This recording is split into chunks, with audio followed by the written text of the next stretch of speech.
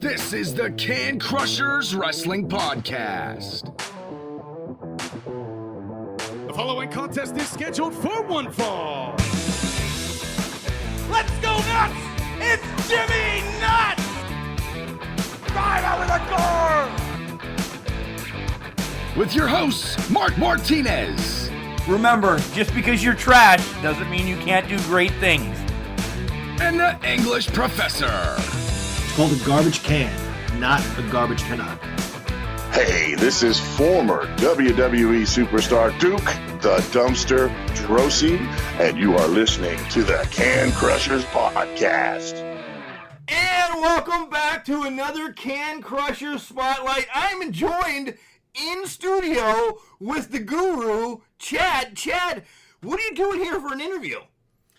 Well, you know, you invited me down. You got this professional wrestler from Israel that we're going to be talking How to. about that, first of all? And it's just, it's intrigue. It's very intriguing to me because what's he going to be like? How's he going to talk? Is it going to be character? Is he going to dodge questions? Is he going to be open? I want to know what's his life. I want to know what wrestling is like over in Israel. Has he traveled elsewhere to do, his shtick? I want to know a lot about Tye Clodd. Yeah, who is he wrestled? Who is he seen? Is it going to be guys that we know?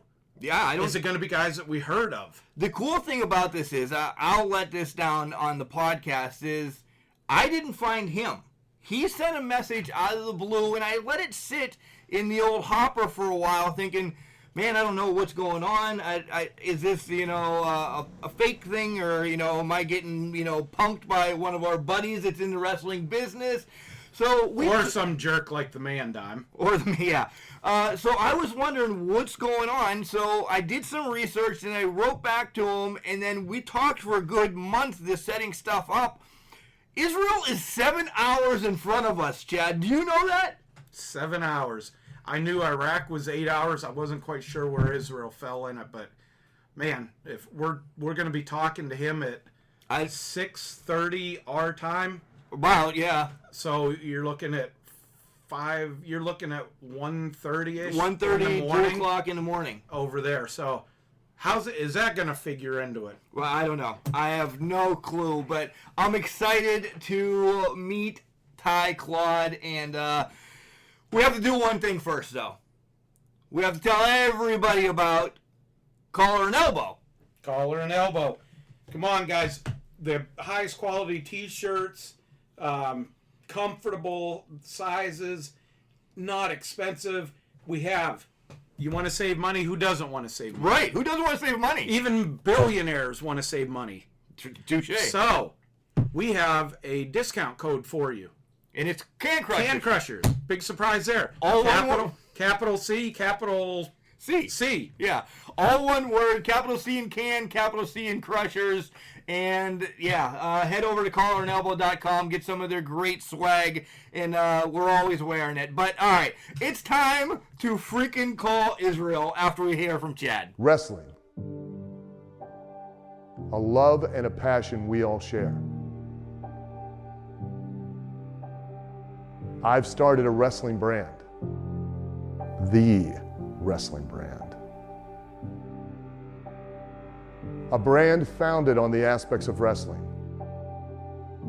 Two entities working together to create a product that connect emotionally for people everywhere. Collar and Elbow is the brand.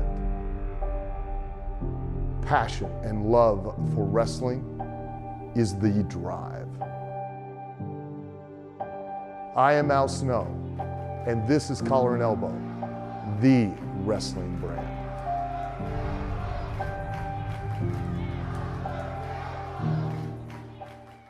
And welcome back to Can Crushers. Chad, I'm so excited to have this. We're going international all of a sudden. Hey, we're hitting the big leagues now. We are, and we'd like to welcome on the show the last and the most honest man in professional wrestling, also known as the Guardian Devil, Tyler Mann.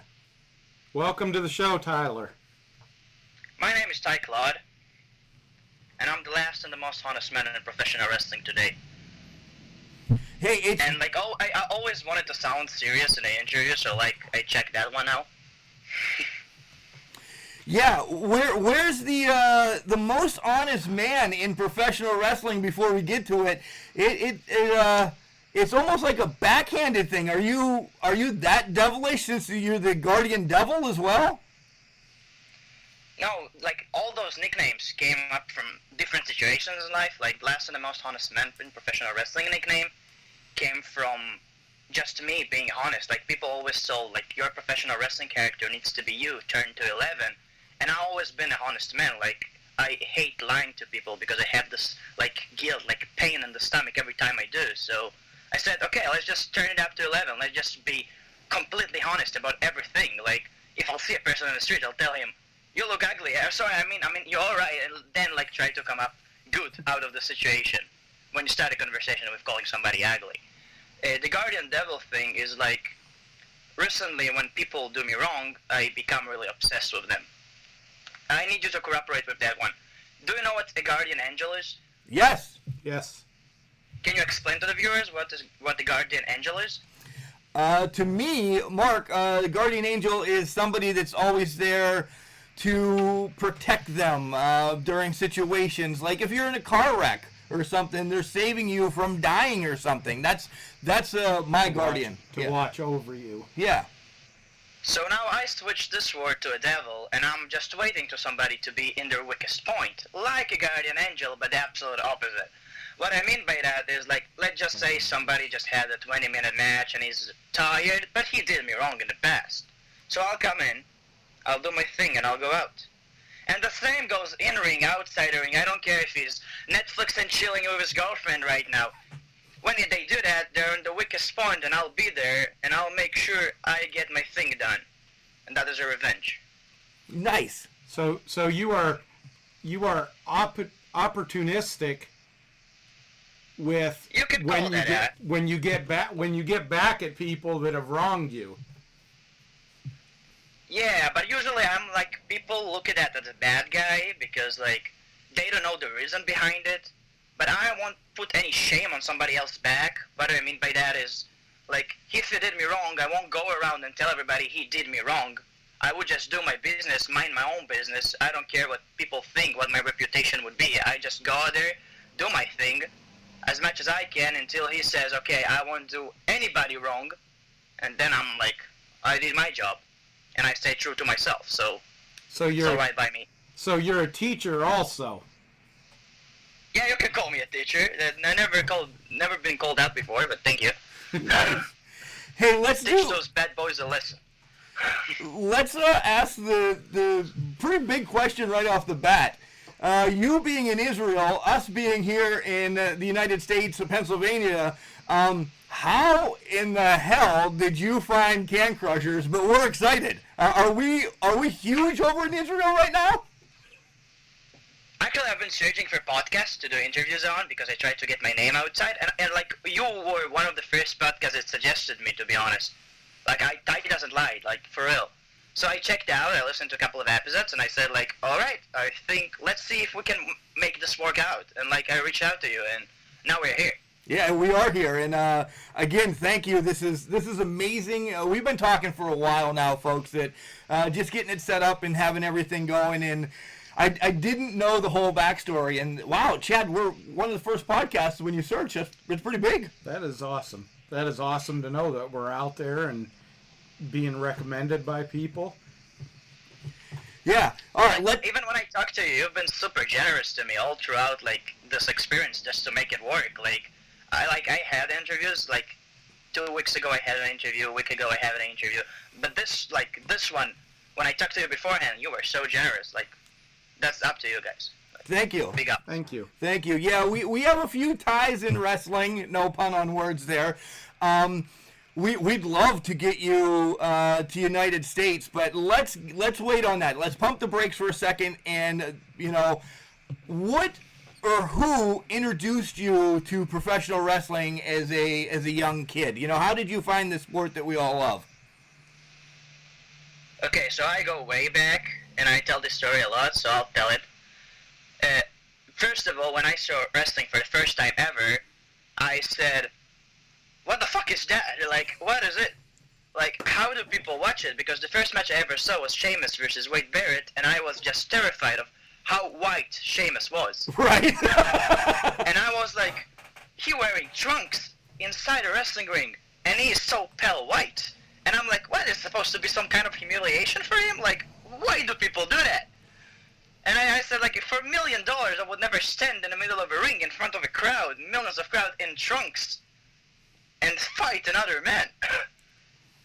And I said, like, this idea is just simple as stupid. I thought it as, like, how do people watch it? Like, I wanted to watch it because I heard, like, all these personalities, they're larger than life, they're, like, real-life superheroes. And then I came in, and I watched this guy, and I was like, he doesn't look like a superhero, he looked like a white guy, a really, really white guy. I was just, like, I turned off the TV, I deleted the recording, and I said, like, I'm never watching this again. And then, like, I don't know, YouTube probably listens to us, or Facebook, because it suggested me WWE Breaking Point, like, the match between Legacy and DX. And I said, like, okay, let's give this WWE thing a try once again. I was really bored that time. So I, like, opened it, and I was watching highlights, not even the real match, and I was, like, really into the story by highlights, not even by the real match. And I was like, whoa, this is really awesome. Maybe I'm supposed to give it a try. And with time, I watched guys like Neville do their high-flying stuff, all this athleticism, and I'm like, you can really do that in a real match, that's cool. And, like, I saw CM Punk do the straight edge promos and the pie bomb, and I was like, whoa, this guy just gets it. He's just, like, quite like me. Like, he's a straight edge, I'm a straight edge. Like, there was a connection there. And with time, I watched more wrestling and more wrestling and more wrestling, and I said, like, I want to do it now. I want to make this thing work. So is the only thing that you have seen is WWE, or now with YouTube and everything, you can watch anything, but when you were growing up, was it just WWE? I know people say that a lot, like, I started watching wrestling early in the old age, and they say, like, they watched wrestling in the age of 8. I really started watching wrestling in the old age. What I mean by that is, I started watching wrestling when I was 15. Okay. Like, that was in a really old age for me, and, like, I wasn't growing up with wrestling. I was a teenager while I was watching wrestling. So that's the difference. Okay.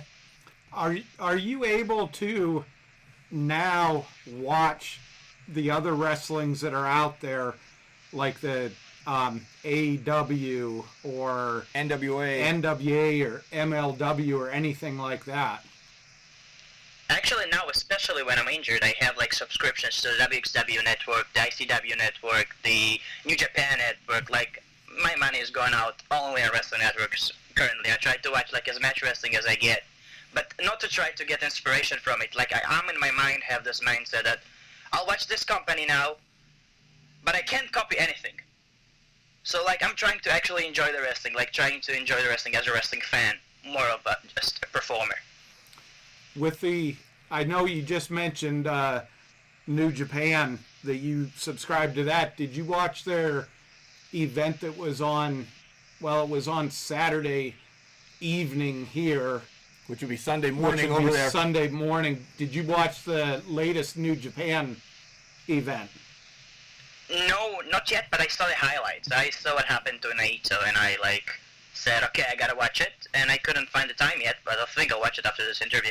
It is actually a very good pay-per-view. Your two best matches on there with me was Moxley and Suzuki, and then the main event match.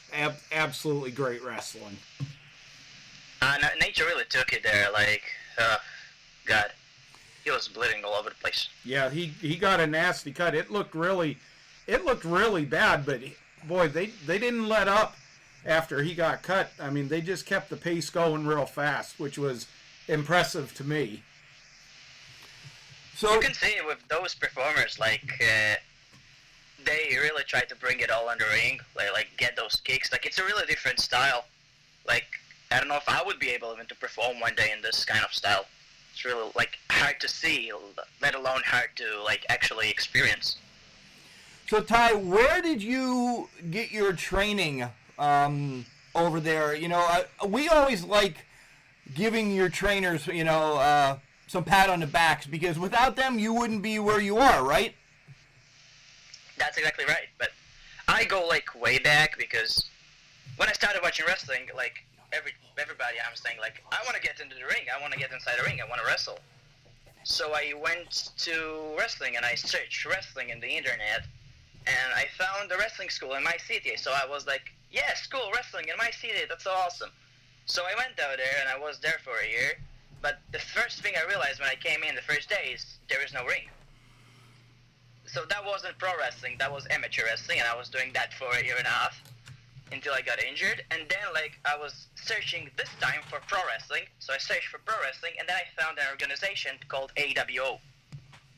So I reached out to their champion that just happened to live in the same city that I live in. His name is Goldman. And I reached out to him and I said, like, as a 16 or 15 years old boy, I writing to him like, I want to beat you. I want to become the champion. Like, I've been really annoying to him. Like, I've been writing to him like, my finisher is the slipper hold. I will tap you out. Like, can we meet? Can we meet? Can we make a championship match in my streets? I don't know, like something like that. Like, I've been really annoying. Like, I read those messages like a week ago, and I read it, and I was just so ashamed of what I wrote. But I was a kid, so like, I forgive myself. Have you had the opportunity to run into him at all and, you know, tell him that you forgive yourself for being a brat or annoying kid back then? If you asked me a month ago, I would have said you no. If you asked me today, like you did, so I told to the guy, like, he had a birthday, and Facebook, you know how Facebook is, it's just telling you people have birthdays. So I wrote, like, a huge, what he meant to me at that time as a mentor. Like, the guy really helped me out. Like, I was looking for a job to pay, because wrestling school was 3 hours away from me, and I didn't want my parents to pay for it. I didn't want, like, everybody to get involved from it, because I don't want to, like, I was a person at that time. I was doing, like, soccer for a year, and then I quit, and my parents paid for it. I was doing basketball, then I quit. My parents would pay for it. And that was the same about every sport. And I don't want it to pay for that one, because I don't want them to, second I quit, they say, okay, you quit again. Like, what's now? So I wanted to pay by myself to those, like, all the trains that I took, the training himself. I wanted to pay for it all, like, by myself. Nice. So he helped me out to find a job. Like, I was cleaning dishes in his restaurant in order to pay for wrestling. He really helped me out, actually. That's cool. That's cool. During your training, Chad, then I'll let you ask a question. During your training, has there been any times going, man, this is just tough, I need a break, or I need to, I'm not saying that you're a quitter, like with soccer or anything, but have you ever thought, man, this is just too much? That's the thing about wrestling, and that's what I'm still in it. Like, I never had this point. Like, I never been in a training, and I was like, oh, I'm shit at that. I need to quit. Every time I've been in practice, I felt like I learned something new. There's like one bad notch. If I went from training and I didn't feel like I improved something, I will feel terrible with myself. Like, I'll be sitting in the train back home, 3 hours drive, and I will like just hate myself for not being able to do something or not being able to learn something. I was really harsh on myself at that time.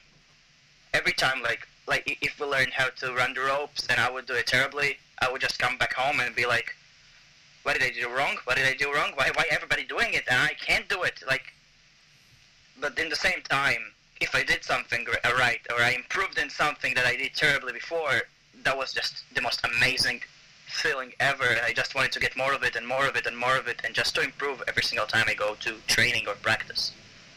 So that feeling, just was so addictive to me. And the feeling of, like, you do something and you improve it and you improve it and you improve it and you work hard and you get it better and you get it better and you go to the gym, you start lifting weights, and then you lift a little bit more weight, a little bit of more weight, a little bit of more weight. And like this feeling of achieving stuff, it's so overwhelming. Nice. Speaking of achieving, with where you are at now with the promotion, take us from how you would migrate or how you would get a try or a tryout or something like that, if you could, with, let's say, WWE? How would that work with you? If I get opportunity to have a tryout with WWE the second I'm all right, that would be like, first of all, that would be really emotional for me. But like, I don't think I'm ready as of right now. If I'll get a tryout, I won't be ready to like complete it. I'm just being honest. I don't think like there's many really good wrestlers in Israel. Okay, but and I don't think I'm in the same level as them. Just being honest. That's awesome that you come forth and say that. Is that one of the reasons why you'd like to make the hop, skip, and a jump across the little lake there and come over to the United States and go to like an OVW training camp with Al Snow or some of the local ones around here in Pittsburgh that have pumped out a ton of superstars? Yeah, that's one of the reasons. Like, if I can make a name for myself here, and I'm not saying I can't make a name for myself here, I'm really trying hard to make my name for myself here, but if I can make it here, and like, even if I'll be the biggest name in Israel, that doesn't mean so much. Like, if I'll be the best wrestler in Israel, I come over to the US and I'm nothing. Like, there's many wrestlers here that they're so good, but they're coming to the US or to Russia or to other places in the world, and they just start from the back. Like, they start in the starting point like everybody else, like the rookies, and like they're a big name here or nothing there. So I think the fast way to become something there is actually be there and start there. So yeah, that's the mentality I need to carry to myself. So before we get any other questions, we'll stay on this for a minute. Do you have a date, so to speak, when you want to make the trip over the United States? As I said, we have OVW in our back pocket. If you know that, John Cena, Batista, Randy Orton, WWE has been developmental with them forever. How about OVW then? Sounds like a great option, to be honest, but the problem with me currently is that the fact that I'm injured, so I can't really give a date because I don't know where the surgery is going to be. And second of all, like, I'm living in Israel, and army, it's kind of, like, I don't want to say first upon us, but it's kind of first. Like, you got to do it. I actually want to do it, but some people don't want to, and they still go to. But it doesn't matter. Like, the point is, I need to do the army for 2 years. So the second I'm doing surgery and I'm feeling well, I kind of have to go to the army for my family, for all the reasons. Like, and then after I'm finished with the army, I'm like ready to drive to the U.S., to Germany, to all over the world. I have a clean plan. Probably the United States will be the first point I go to. First traveling. You brought up your injury. In off air, we have talked about it. We everything, but let everybody know kind of what you're going through right now and how it's a battle. And then Chad being, military himself, I'm sure he's going to have some stuff about the military over in Israel. So let's talk about your injury first. Okay, so I'm currently having something called GERD. It's like a stomach problem that you eat food and like the food stays in your belly for 5 hours and then you simply vomit it because like the belly doesn't do the work it's supposed to do and you can't actually eat food. So there's like surgery that I'm supposed to go through, and before then there's like simple checks you need to go through that, and just in order to say like that's the problem you have. And like you can't really eat food because everything you eat is just coming back and not in a good way, and it's like really hurts. And you can't do any weight training, any like physical conditioning training. You can't do anything. Yeah, you just sit at home, wait till you eat, then you wait till you vomit. That's it. That's my day now. That sounds, we're not making light of this. It sounds brutal. Are you able to keep weight on? Now let's just go and talk about health for a minute. Are you able to keep weight on? Are you functioning, life to life?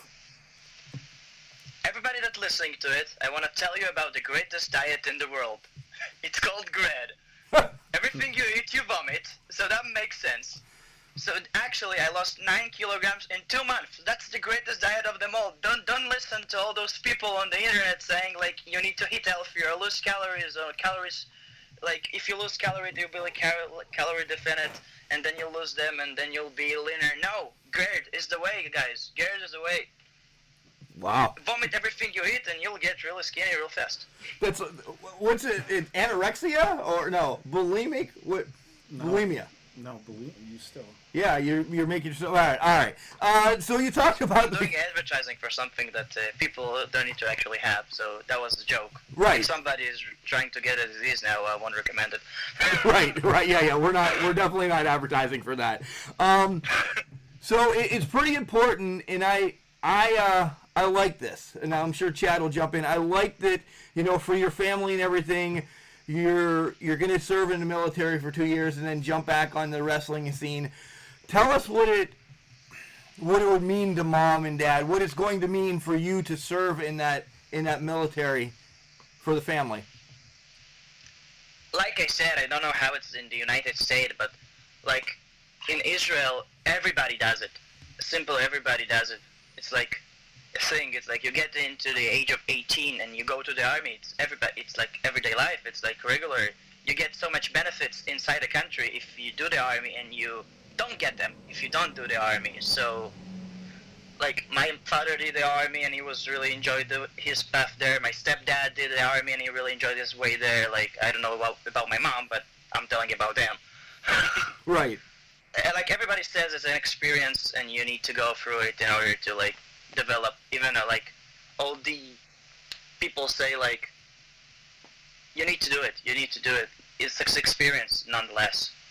So people say, like, at the time, like, all my friends are in the army right now, so they say, like, it's really hard, but it's an experience, nonetheless. Like Mark said, I served in the military. I was actually in for 21 years, just over 21 years. And our military, it's pretty much, volunteer. You're not forced to go in, but there's, like you said, there's a lot of benefits, education benefits and everything like that comes with the military. But I understand, because I know of some countries and guys that I served with where their countries had, like, you had to go into the service for 2 or 4 years. It was like it was a mandatory thing, and then you were free to do whatever after that. But still, there is this pride. You go to the army, you become a soldier, you serve for your country, and, like, there's no feeling like that in the world, I think. No, absolutely not. I've been out for, I retired back in 2013, and I still look back at my time and the things that I did, and it is something that means a lot to me. When my parents were alive, they both passed away shortly. One passed away shortly before I got out of the military, and one shortly after. I know they kept things that I sent them from all around the world, from Germany, Iraq, just everywhere I was at. It was something that really meant a lot to them. Oh, you served in Iraq? That's impressive. Like, whoa. I actually, you don't hear a lot of people say it, but I was there for 6 months and I loved it. I didn't. The only thing that was bad for me was getting adjusted to the heat. Because tell me about it. the time that I was over there, it was between 125 and 135 during the day, and then it got really chilly at night. It went down to 90 degrees at night. Yeah, this is like the weather in the Middle East. It's really hot. It's either really hot or either really cold. Yeah, it was. You can't get the middle. It was horrible, but like I said, I enjoyed the time over there. I enjoyed my time in the military. I would have actually stayed over there for another tour, but both of my parents were up there in age, and I knew the effect that it was having on them. Me being over there and in a war zone and everything, and I came back, but I never regretted my military time. It's something, no matter if you serve 2 years, 20 years, 30 years, or whatever, it's something that means a lot, and it's something to, a saying that we have here to hang your hat on and be proud of. Yeah, it is. So we The truth about the army, like, it's forced, but it doesn't mean people don't want to do it. Like, I was in the doctor office, like, a week ago about the army, and they asked me, like, they said, you have this stomach disease, this illness. You won't serve in the army. And I said, I want to serve in the army. So they gave me, like, a period of time that I need to heal, do the surgery, and then heal after the surgery. And they said, like, you're welcome to the army. So they were pretty generous with me about it. That's awesome. Nice. That's awesome. Hey, back on wrestling, can you describe an event in Israel? I mean, you're watching WWE Network, you're watching all these other ones, and you see the pomp and circumstances, the glitz and the glamour that fireworks. That we have over here. Give us a little bit of a rundown of how your shows run over there. Let me talk about the latest show I've been a part of. That was in Cinema City. That was like, Cinema City is like a theater. So we were performing in a ring, staged inside of like a theater. So like when they do the shows and the singing and the movies, there was the ring in the middle there. So the crowd is standing from only one side of the ring. So that was awesome. That was a cool experience because you look at only one side of the ring.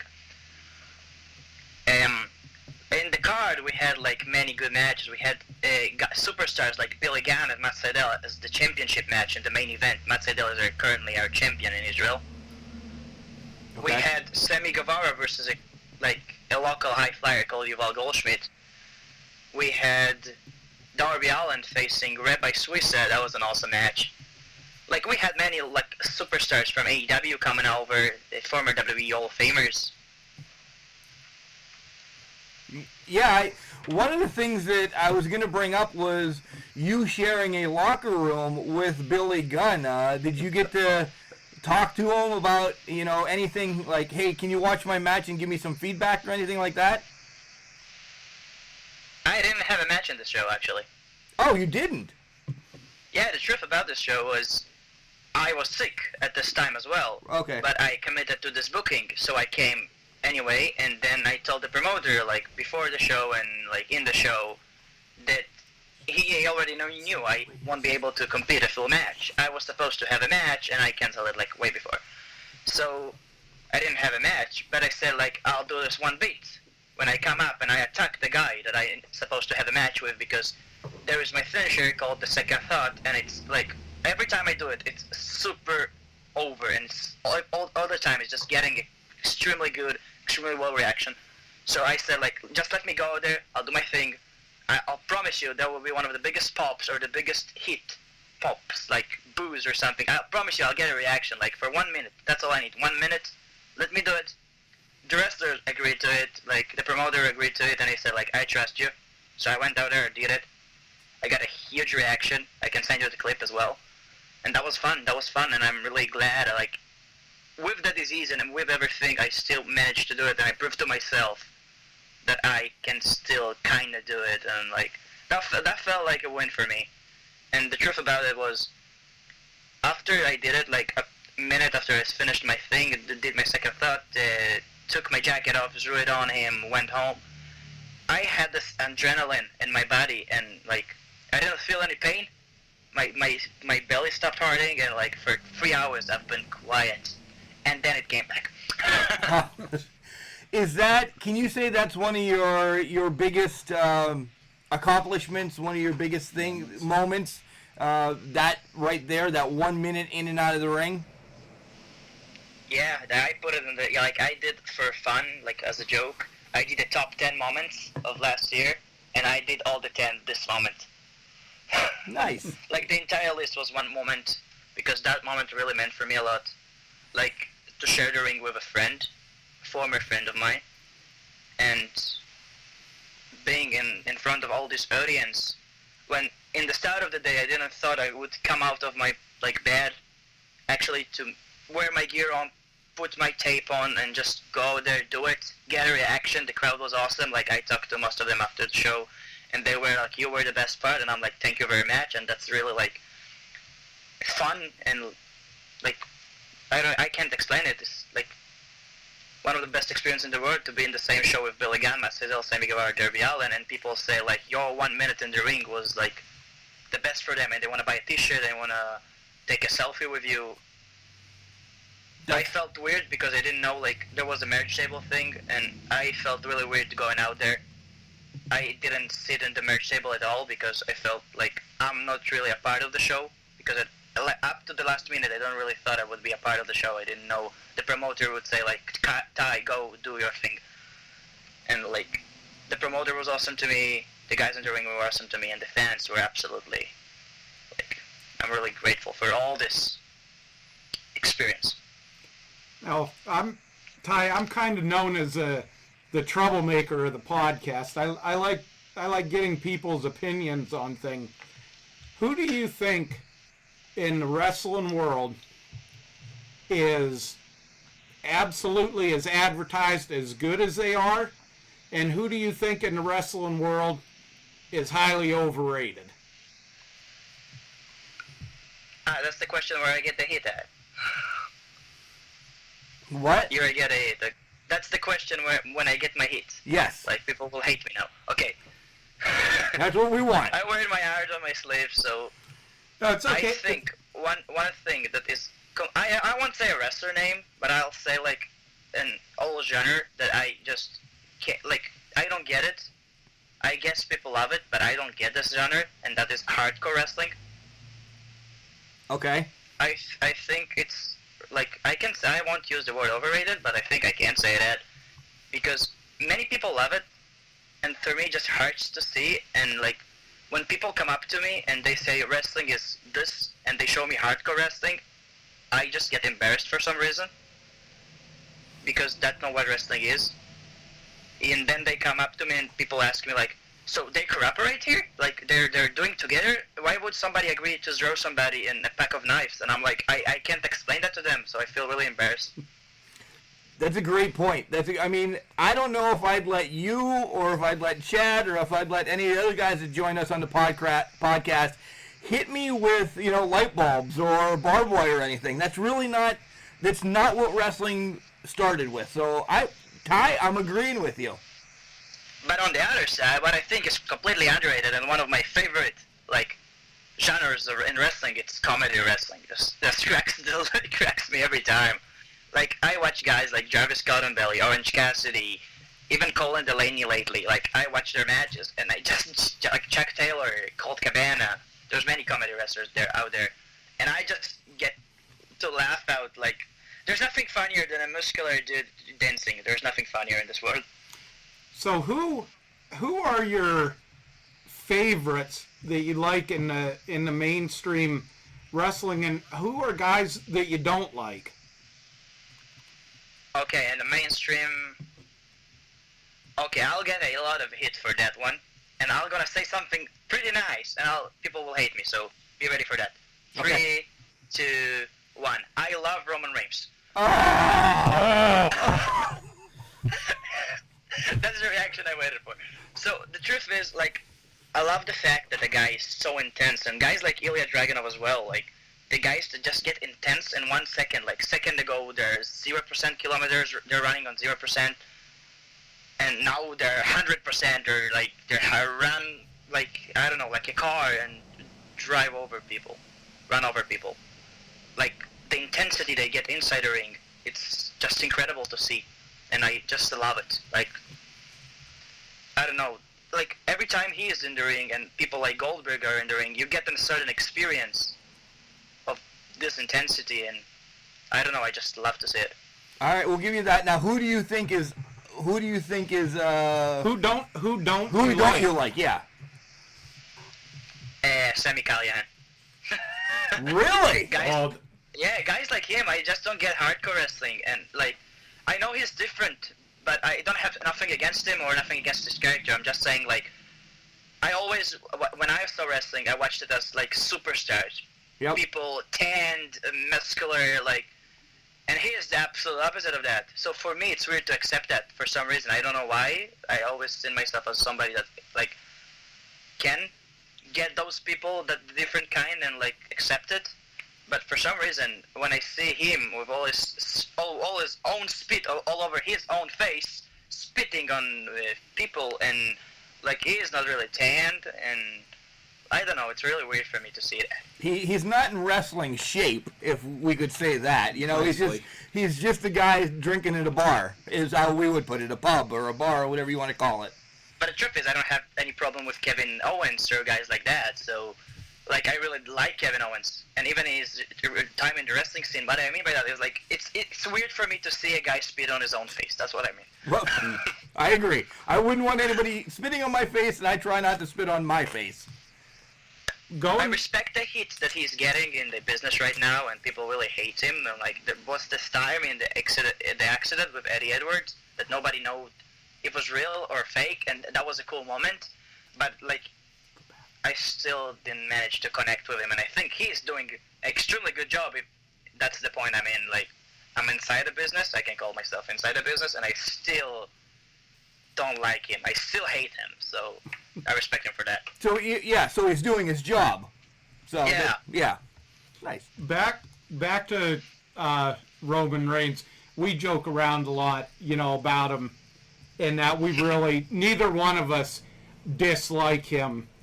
We just don't like the push that he gets all the time. We just, you know, kind of wish they would. We kind of think WWE didn't push him when they they should have. But what was your reaction last year when you heard the news that he had leukemia and had to leave wrestling? That was just sad, and like, it doesn't matter if I liked Roman or didn't like Roman. At this point, I still didn't get him, to be honest. But like, the truth about him was, he is a man like everybody else, and just to hear him reaching a certain point in his career, holding a championship in his hands, finally doing, like, people don't get it. People say he's got all the things he wanted, but actually you can't disagree. The guy worked hard in putting the hours in the gym. He's doing the work in the live events, and he's working hard, and he's got a title match. He wins the title, and then disease comes, and I know how did that feel. Right. And like, everything you worked for is just stopped, and all your dreams, and you don't know if you ever come back to the ring, or just to be at this moment, like, to go there, be generous, be as honest as you can to the entire world. He came out and say, my name is Joe. Like, he didn't want Roman Reigns at that point. It's Joe that retired, and it's Roman Reigns that came back. I remember watching that episode, and when he came out dressed in his street clothes, I turned to my wife and I said, something's not right here. I said, this isn't part of the show, so to speak. Yeah. And when he said what he did, I could just feel myself turning white. I was shocked. Because I loved, when the Shield was together, there was nobody better. There was nobody even close to them. And then the one other thing that sticks with me about that is when he's walking up the ramp, leaving after making the announcement, and Dean Ambrose and Seth Rollins come out, and both of them were in tears and hugged him. It's like, this is real life. Yeah, these are three guys that, you know, traveled the road, ate together, their families know each other, and they're just devastated by what's going on with him. I remember this moment. I remember, like, I woke up. I didn't watch it live because, like, it's like at night in Israel, Raw live. It's so 7 hours difference, folks. I wake up before school, and like, I'm watching this, and I'm still thinking it's part of the show until he started talking, and then understood, like, oh, well, poor man. And I was like, I remember myself, like, feeling goosebumps when Edge retired, feeling goosebumps, because I didn't watch it live, I didn't really know the guys, so I just watched clips of it. But in this moment, like, I watched the guy wrestle for, like, 2 years, 3 years, and then I watching him, like, kind of retiring, and devastated, and because of leukemia. And I remember walking up to my grandmother and telling her, like, can you look at that with me? I want to show you something. And I showed her, and I was telling her, like, translating the entire message. And I had tears in my eyes, and I was having goosebumps, and I felt weird walking up to school the same morning, because, like, I started the morning like usual, and then I see that, and it's like, whoa, wait. Right. Everything, like, I looked at wrestling as a way to escape life. Like, every wrestling fan, I think, like, you have your work, you have everything, like school, if people still walk to school, or you have your stuff, but the second, like, you use wrestling to get out of it, to imagine this world when you have superheroes and bad guys, and, like, you walk to this world to walk out of your world, you go to this world, and now in this world, real life comes, so it was weird. I know when, I'll say this about Roman Reigns, so you know I'm being truthful, that, you know, I don't have a problem with him, and that I actually do like him. Years ago, when they were formed as the Shield, I got to see a match in person. Was the Shield against Daniel Bryan, Kane, and John Cena. And the Shield, you know, walking down through the audience and everything.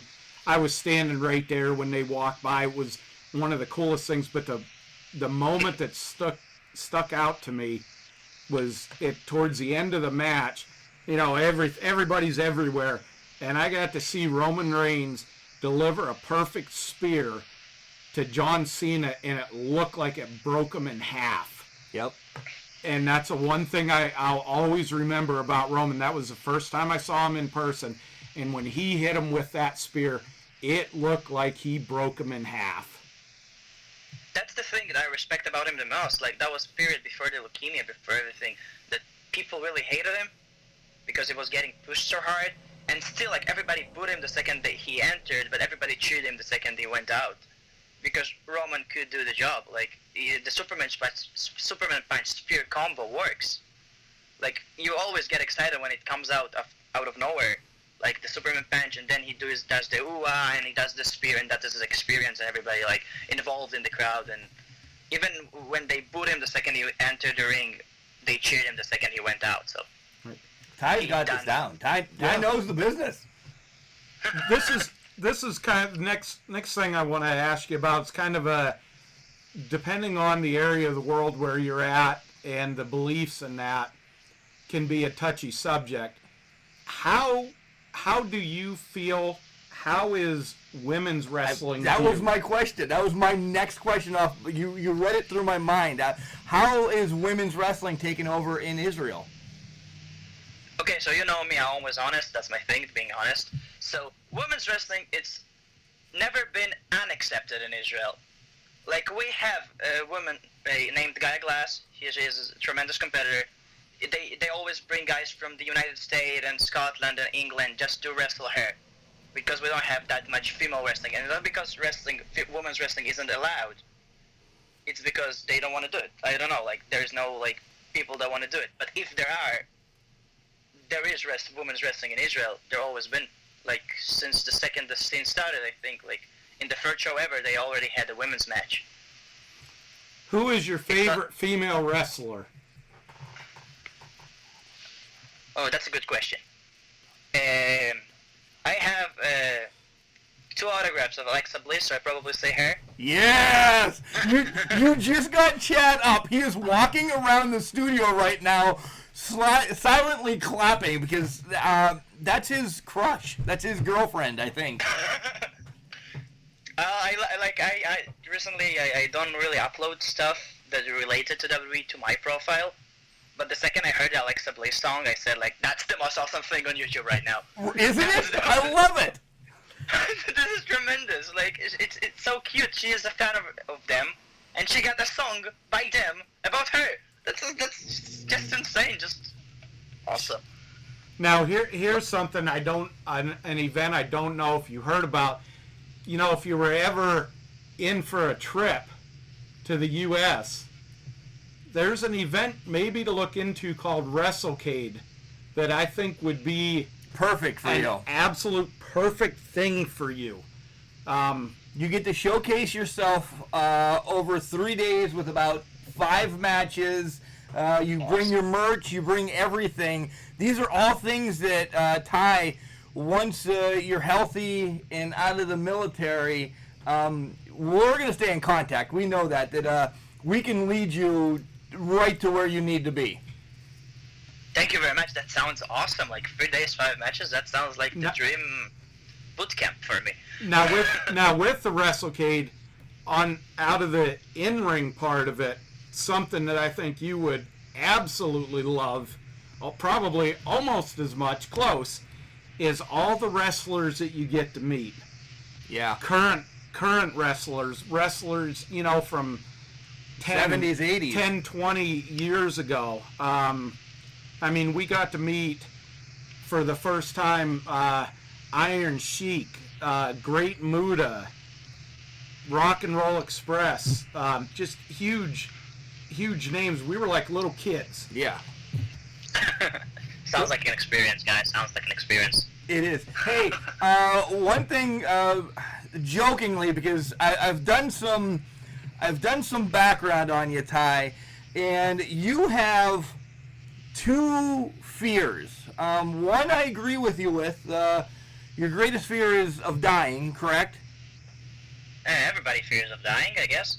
Right. And if you're not, there's something wrong with you. Sorry for saying that. No. Apologies. We say it all the time. Yeah. Your other one is chicken. What is the fear of chicken? Oh, that was a good research. Man.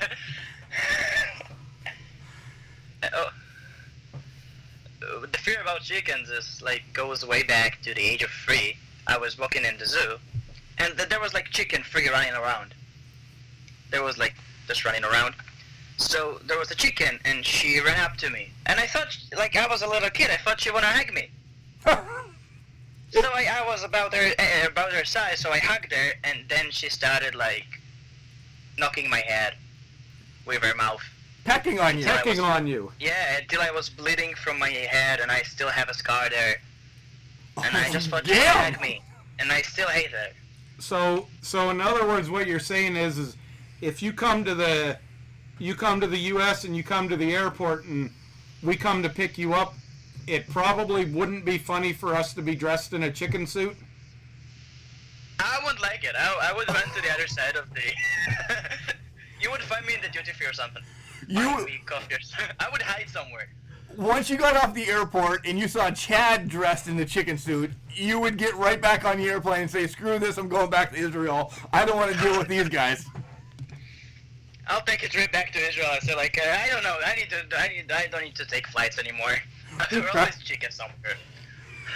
Hey, one of the questions we always ask, outside the wrestling ring, okay? Let's fast forward. You're healthy and you're out of the military, all right? But outside the wrestling ring, what are some of your bucket list things that you'd like to do, throughout? One, come to America, but is there something you really want to see in America? Do you want to go to Paris, to the Eiffel Tower? What are some things you really want to do just in your personal life? Besides fighting Alexa Bliss. And having her as a manager, that would be much better, actually. Touche. Thinking about personal life, I want to travel the world. That's why I thought about wrestling being the most fabulous job in the world. You get to travel the world, but I heard recently many wrestlers say that, I don't really they came to Israel, Darby Allin, he came to Israel, and he was in Israel for 5 hours, and he flew back.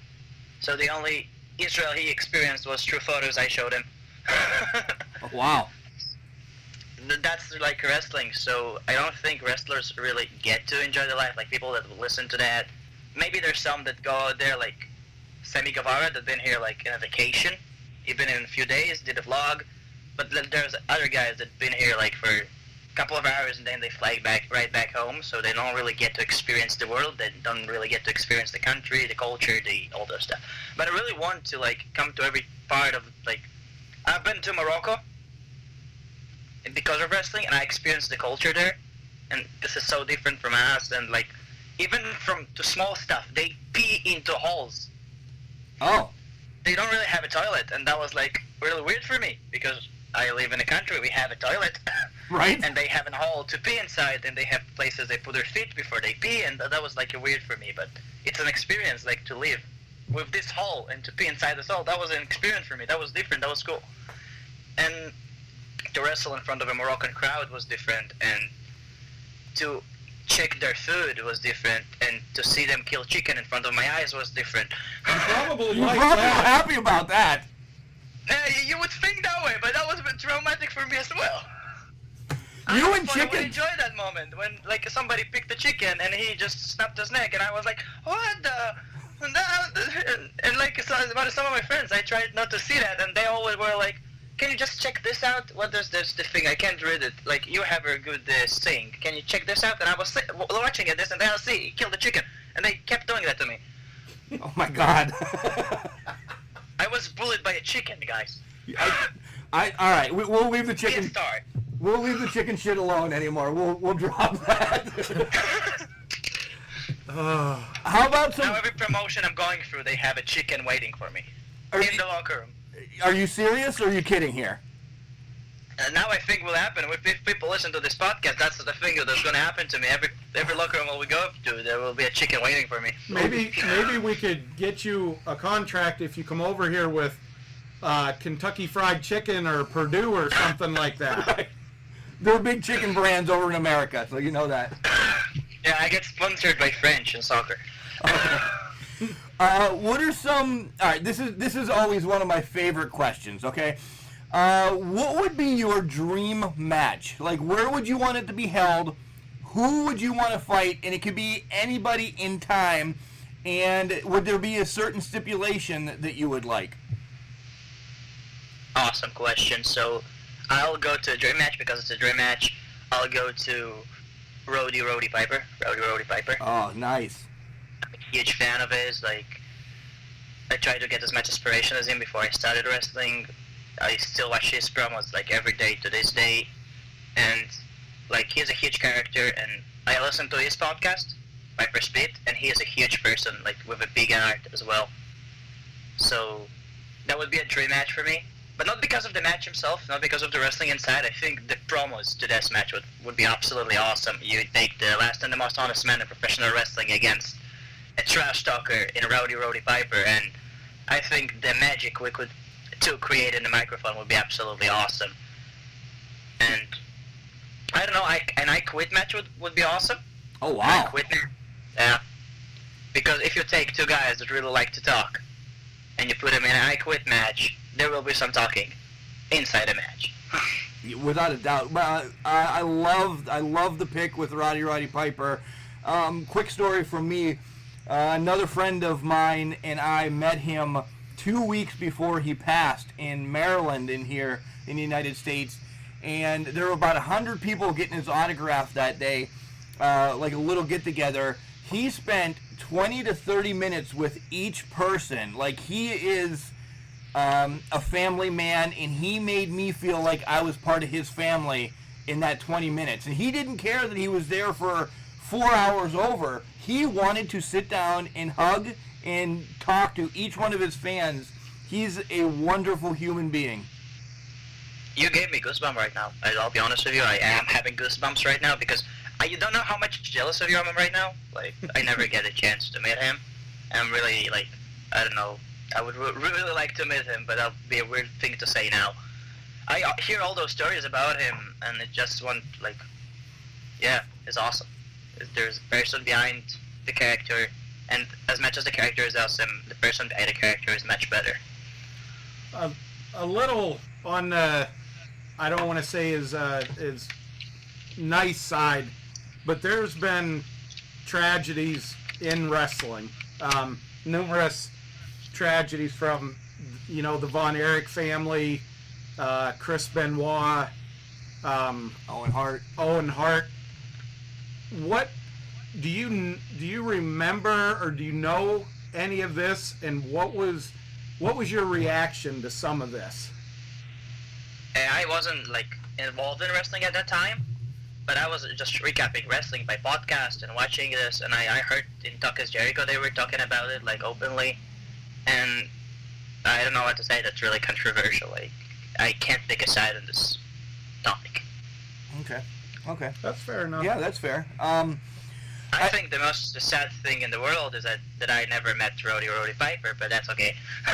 No, you know what? I would say it's sad too. People that didn't get to meet Piper, they really missed out on a genuine, loving human being. He was unbelievable. I have a ton of. We've met a lot of wrestlers over the last few years, and I love them all. I love talking to you. I love talking to anybody you're going to send our way that we can talk to. I love that because I am a mark, Literally. Literally a mark. I hate when people use that as a bad term. Like, we're fans. In the end of the day, we're fans. Even wrestlers in the locker room, they watched wrestling before. There's nobody entering the room and saying, like, I was an amateur. Like, except Kurt Angle, I don't think there's anybody in the locker room in the indie scene that is... never been a wrestler before he became a wrestler. Never been a wrestling fan before he became a wrestler. Yeah, it's the terminology with that mark years ago, or with that word mark, 60s and 70s, it wasn't a bad term. No. But now it's kind of evolved that way because of kayfabe being dying, so much being in the open, everything like that. And it's just kind of sad that, something that was once a very big compliment, hey, you're a really big wrestling fan, now it's kind of like, you're kind of like a sucker, so to speak, is the way it's looked at now. I really don't love it. Hey, I'll let you talk. No, go ahead. I really don't love it when people, come to me and say, just for you to know, I'm not a mark, I'm a big smark. It's the same. It's like you're looking for an excuse to be a fan. You don't need to look for an excuse. To be a wrestling fan is one of the funnest experience I ever experienced, and I'm always honest about it. Like, the first time I watched wrestling, I said, what the fuck is that? But now I'm, really privileged to be a part of this industry, to be a part of, even to be a fan. It's just an experience. And, there's no sport like that in the world. You get everything inside of wrestling. You get comedy, you get violence, you get storytelling, you get love, you get hate, you get everything in wrestling. It's superheroes come to life. I'm a huge comic book fan, and you get superheroes in real life in comic books. Yeah. Movies, theaters, but in wrestling, you really get to meet them. Yeah. If I'll meet Chris Evans in real life, I won't meet Captain America. I would meet Chris Evans. But if I'll meet Seth Rollins in real life, I would meet Seth Rollins in real life. That's well put. That's perfect. I love that. Yeah, some of the I remember, especially back in the 70s and 80s. I'm dating how old I am by saying that. There was wrestlers that I looked up to, oh my God, I'd like to be like them one day. And as I look at Mark's wall, I see Road Warriors, I see Nikita Koloff, the Four Horsemen, all the older guys I look at, and I've had the privilege to meet some of them, and it's just really cool to think, oh my God, this was a guy that I really hated and wanted to see somebody beat the living hell out of him, and he's so cool, right? He's so. I met Road Warrior Animal for the first time this past year, and I was intimidated to go up to the guy. He's freaking huge, still. And then I get up there, and he throws out his hand and introduces himself. And you guys pretty much made out. Yeah, he was like, "What can I do for you?" And we talked there for 20 minutes. Dude is cool. This is another thing about wrestling, about this business. It's the only business in the world when there's some guys just go out there in order to get booed. There's no magician that goes out there and say, I'll do this magic trick and I'll get booed, okay, guys? Or there's no sport like that in the world, in the show business as well. There's no soccer players that go outside and they say, we're gonna go play this game and we're gonna go get booed. There's no business like that in the world. Yeah, you're right. A baseball player doesn't want booed. I don't want booed as I'm picking up your garbage. In the military, if you're going to get booed, that's probably a bad thing. So, but you get guys that Ric Flair, the Four Horsemen, like I said, Nikita Koloff, and that back in the day. If you weren't booing them, They weren't doing their job. And in some fan cases, they took it a little bit too far when they were trying to beat them with a chair or stab them or something like that. If they weren't getting the heat in the boos, they weren't doing their job. Think about it. They're getting paid because you boo them. Yeah. Because you hate them, they're getting paid. There is no other sport in this world that you get paid if somebody hates you. Just like I when I heard about it, I was like, whoa, that's all right. Like that's like you can say stuff like that because like about soccer managers or like trainers. That it's the only word in the whole world like when somebody can sit at his home and say I can do it much better. But wrestling is the only sport in the world and the only show business in the world when people go outside in order to get booed. Back to when you were talking about, you know, only profession that you can go out and get paid for getting booed. Something that I find amazing, and the best guys, and anybody who's anything at any level in wrestling has to admit this. For you to be a bad guy and be good at it, you have to have the polar opposite good guy. Yeah. There would be no villain with no hero.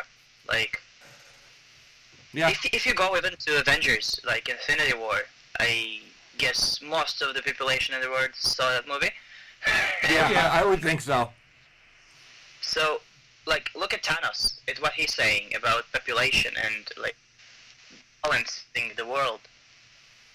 What he's saying is right and correct. The ways he goes about it is what's wrong about it. That's what makes him a villain. He was, like, really nice to Gamora the entire movie. He adopted her while he killed her population. Her race. So the way he walked about it was wrong, but what he did was right. Actually. Yeah. So, like I said, there'd be no villains if there was no heroes, and like I think there would be no Hulk Hogan if there won't be any Roddy Piper. Exactly. Yeah. Hey, you've been in wrestling for a few years now, but will you tell the kid that comes up and asks you, hey, Tye, I want to be a wrestler? What's the best advice that you got that you want to pass on to the youngsters that want to be in the business as well? Like, the best advice I got was just to, when you look at a character, don't try to be badass, don't try to be cool, because, like, everybody that comes up to wrestling school right now, they're trying to be Dean Ambrose, John Moxley. They're trying to be, I'll be the badass man, I'll come with my leather jacket, with my jeans, with my shirts, I'll come in and I'll wrestle them, and I'll be, like, so strong and huge and big, and, like, and then the skinny kid comes to and he says all that, and you're like, is it really you? Is that badass kid is really you? And usually the answer is no, at least really arrogant, and then they say yes. But, like, usually I say, just turn yourself, like, take yourself, turn into 11, that's it. Like, find one characteristic about you that is you in the most, like I found it in truth and being honest. I found, like, I'm really honest, so let's turn it to 11. What happened if I never lie? So that's the same way I go about it. So just find something about you, or even if you can portray somebody. So portray somebody, because wrestling in this day and age, like, if you look way back into the 50s and 60s, only characters. That was awesome. Like, all those larger-than-life personas. Right. But when you look at wrestling now, they're all badass dudes. They're just that. They're all badass dudes with badass moves that does badass shit inside the ring, and that's it. And I'm as a kid, I'm still wanting to see, like, the next character, the next person that will come out there, and he will be so colorful, like the Velveteen Dream, like Karen Neuer in the Indies right now. I'm looking for those guys, like, in wrestling. I don't want only to see cool moves or cool matches or 5-star classics. I want to see two people that's really different, and I know what each of them stands for, and I want to see them fight. Like, even Jeff Hardy and CM Punk at the time. CM Punk was a straight edge, Jeff Hardy was a drag addict. I can say that. They were so different, and everything they stood for, I knew before they got inside the ring. And I knew he stands for something one, and he stands for something else. And now they're gonna collide. And nobody needed to explain me that CM Punk is a straight edge, and Jeff Hardy is this thing with drags, and CM Punk hates him for that, and Jeff Hardy just stands in his way. I didn't need to know that. I knew that before they got inside the ring, and I just wanted to like see that in wrestling today. Yeah, storylines, character, I think need developed a little bit more in wrestling today. But hey, Ty, you will hate me for what I'm about to say right now, but the Lana Lashley storyline. No, don't say. I'll hang up. We're gonna hang up if you say this. That was different. I don't say that was good. The only good part. That was good for testing the waters. The only good part about that was them bringing Liv Morgan back, and I'll just leave it at that. Yeah, I got you there. You know what? You might have missed what he was saying. I like what you said.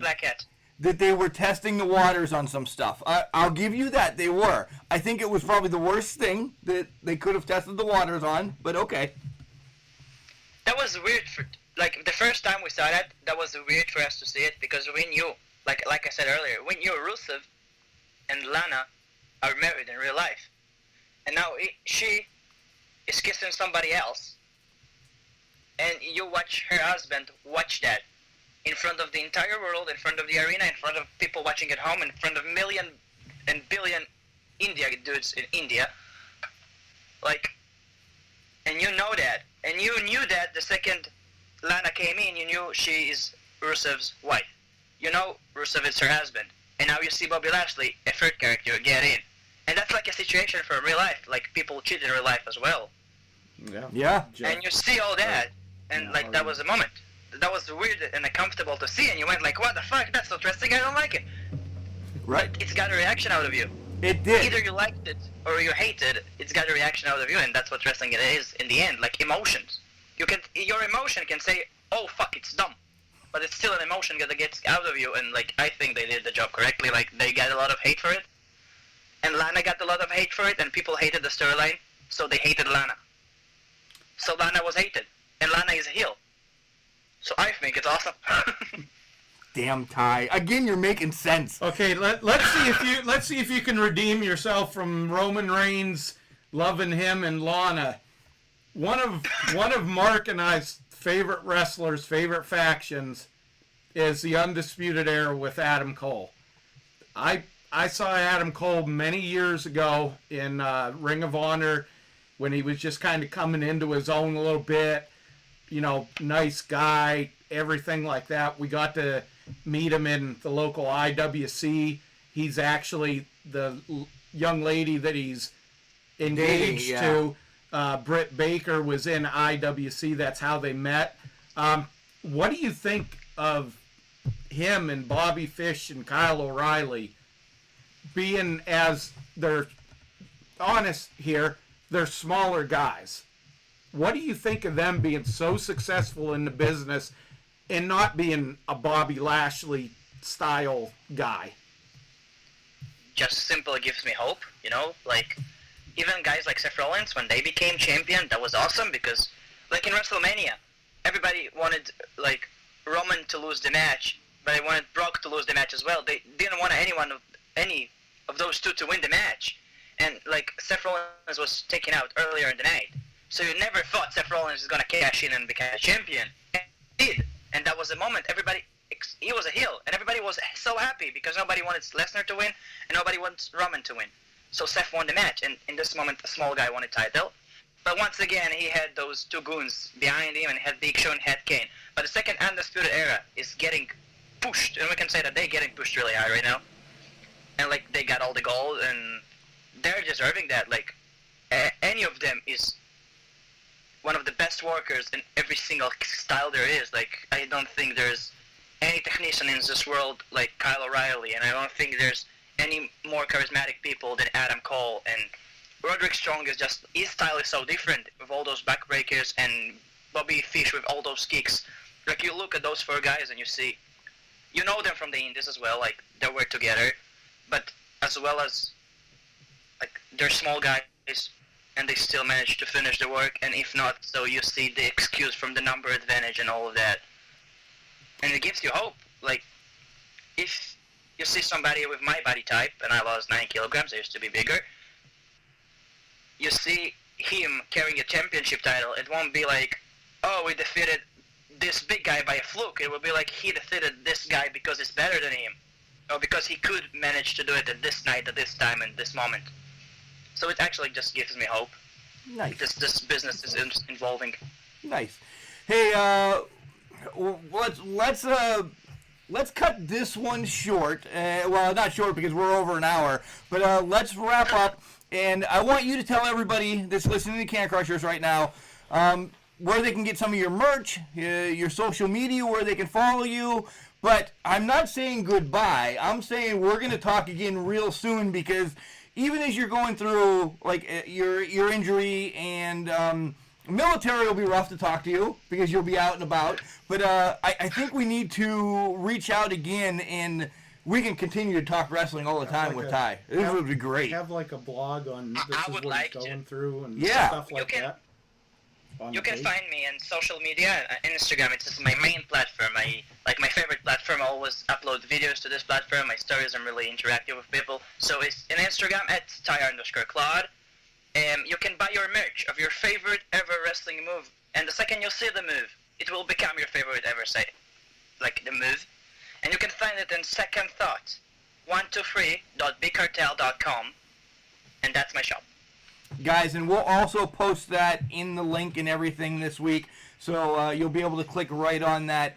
Tye, Chad just brought up a great idea before we let you go, that I think we're gonna follow you up with a blog. We'll continue to stay in contact off the air, bring you on the air and everything, but let's do that. What's going on with Tye Clodd as you battle through this injury, and then when you're in the military, and then your resurgence back to wrestling, and then your way on over to the United States. Are you up for that? I would like to. Awesome. Thank you very much, guys. I would really appreciate that. Awesome. We have a guy on the podcast that loves to write shit, and I think I will introduce you guys, and he'll love writing about you and everything. So we'll get that. I just happen to be a guy that loves to talk. I just happen to be a guy. So if he likes to write and I like to talk, I think we would manage to do something great. That's why we have him on the podcast, because I like to talk, Chad likes to talk, he likes to write. I see the Roddy Piper coming out in you. Yeah. With the liking to talk. Tye, thanks once again for spending some time on Can Crushers with us. And I said, this isn't goodbye. This is just, we're going to talk to you later. Thank you so much for being here in the pod. It means a lot to me. Still keep myself relevant in this business. Thank you so much for giving me the chance to talk with you guys. That was an awesome chat before we started the pod, and even inside the pod, even right now. I hope we keep in touch, like you said, guys. And thank you for saying you see the Roddy Piper in me. That means a lot to me. Man, Tye Clodd is the last and most honest man in professional wrestling. First I thought this was a shtick. It's not. No, he was... Anything we asked him, he was open about. Even some hot button subjects, which... We both thought about the women right off the bat. Yeah, the women wrestling over there. Just his knowledge, and he's a young man. Yeah. And he hasn't been involved in wrestling for very long at all. He was 15 years old when he got to watching it. His first impression was, as you'll hear him say, "What the F is this stuff?" Right? And that's awesome. Then he comes back and watches pay-per-view clips and highlights and sees these guys, doing their thing. And it was WWF that he seen. Sheamus was his first, yeah. And his first impression was, what the hell's wrong with that guy? He's so white. Right. Said that it scared him. Very open guy. Funny. Hey, what I got out of this as I'm stumbling? He found us first. I know I'm going to step back, say, Tye, thanks for being on and everything. He Googled podcasts, and he's like, we were the first one that popped up over there in Israel. So that's a big to-do for us. Yep. So thank you, Tye, for bringing that to our knowledge. First person to be interviewed across. We've had two people from England on the show, but they were down in Kentucky. This is the first international call, and funny, we got to tell this story. We tried getting them on Skype, and Skype didn't work. We tried Instagram, that didn't come through, and then finally Messenger is the way that we got everything to work. And I thought we had everything, all our ducks in a row, because I've Skyped people elsewhere, and it didn't work. That's communications for you. Right, that's technology. Yeah. But Tye came through and he says, hey, let's try Messenger one more time. And man, that interview is it's up there. It's really up there with one of my favorites. This guy is a wonderful human being, and I can't wait to legit meet him when he gets to the United States, because he will get here. And I don't know what you guys think. How about this blog? The English professor is going to love having something to do. Yeah, I think this blog will be a good thing. This will help Tye, help him, see that there are people out there interested, caring about what he's going through, what he's doing, keep him in contact in the sport. Who knows where it's going to go from there. And, on that note, and I hope I don't get a little bit upset here, but I don't want you to get upset. This was a great interview. One thing we want to ask everybody for Tye, and it doesn't matter if you're here in the U.S. or if you're hearing hearing this overseas or whatever. Tye really loves chickens. and if you could send him, he has decorations. You want to send him pillowcases or blankets or anything. Tye, I didn't know anything about this. I didn't know anything about this, Tye. But if you get a load of chickens, first of all, they're going to have to come through us. So we're going to have to get an address. And I won't give addresses out. But if Tye gives me his address and I start getting chicken shit or chicken stuff, it's going to him in Israel. Yeah, it doesn't matter what it is.